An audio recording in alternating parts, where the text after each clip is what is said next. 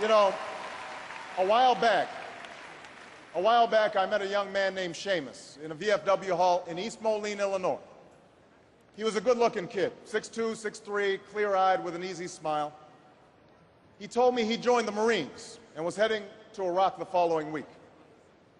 And as I listened to him explain why he'd enlisted, the absolute faith he had in our country and its leaders, his devotion to duty and service, I thought, this young man was all that any of us might ever hope for in a child.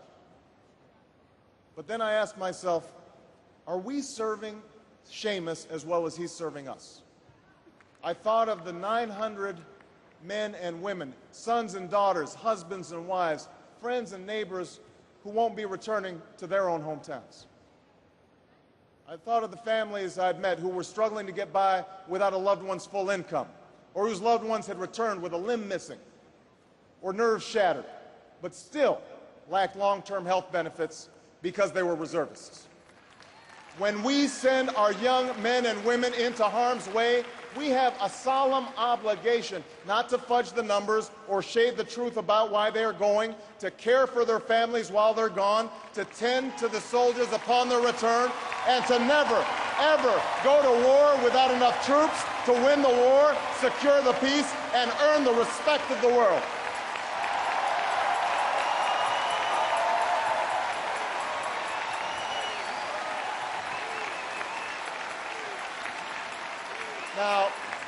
Now let me be clear. Let me be clear. We have real enemies in the world.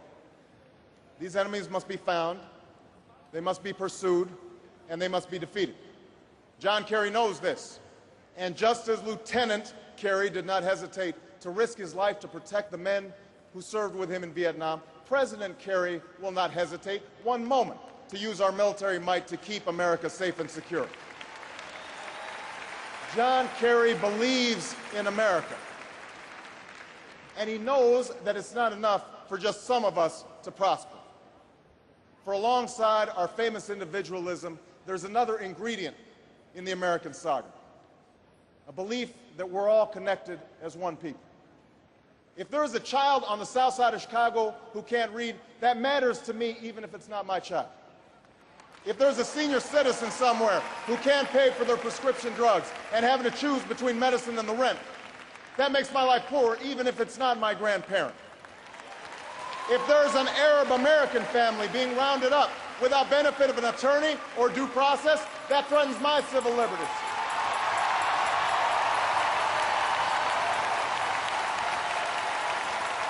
It is that fundamental belief.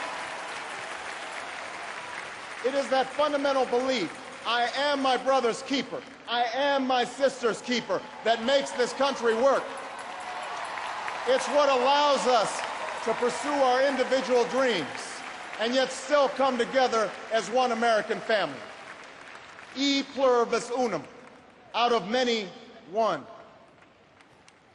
Now, even as we speak, there are those who are preparing to divide us. The spin masters, the negative ad peddlers, who embrace the politics of anything goes. Well, I say to them tonight, there is not a liberal America and a conservative America. There is the United States of America. There is not a black America and a white America and Latino America and Asian America. There's the United States of America.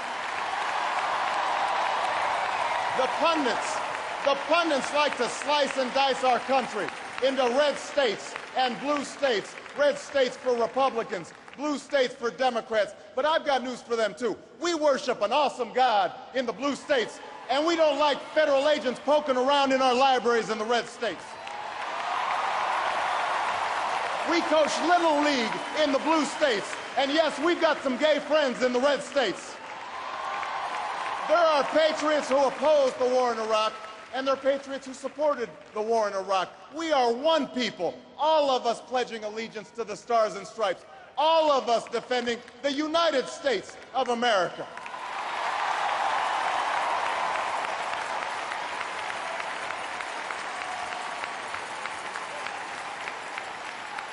In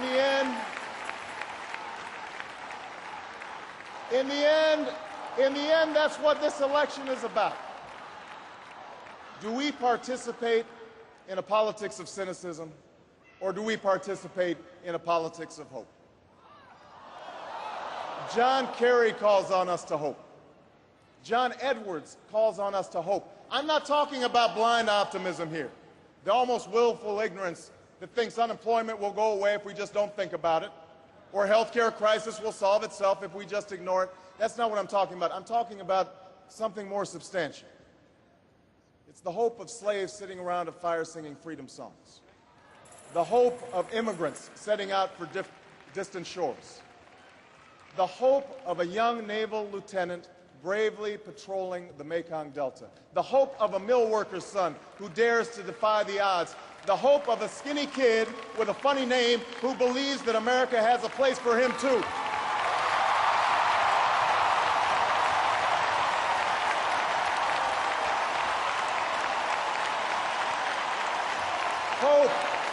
Hope in the face of difficulty. Hope in the face of uncertainty.